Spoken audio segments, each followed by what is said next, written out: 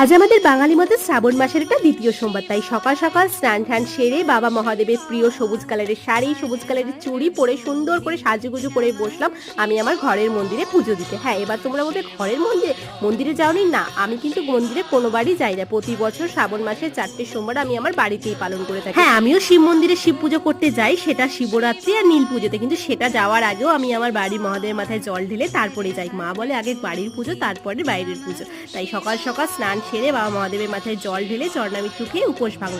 আর আজ যেহেতু মহাদেবের পুজো করেছি, একদম নিরামিষ খাওয়া দাওয়া, তার সাথে অন্ন তো চলবেই না, তাই সকাল সকাল মিষ্টি সুজি দিয়ে ব্রেকফাস্ট করে এখন বসালাম দুপুরের খাওয়া দাওয়া। দুপুরে খাওয়া দাওয়ার জন্য আজকে আমরা বানাচ্ছি পাঁচমিশালি একটা সবজি, আর সাথে হচ্ছে গরম গরম লুচি। আচ্ছা, তোমরা মহাদেবের পুজোতে কি কি নিয়ম পালন করো অবশ্যই কিন্তু কমেন্টস করে জানিও। আর এখানে যদি কোনো ভুল ত্রুটি আমি বলে থাকি তাহলে কিন্তু অবশ্যই আমাকে ভুলটা ধরিয়ে দিও।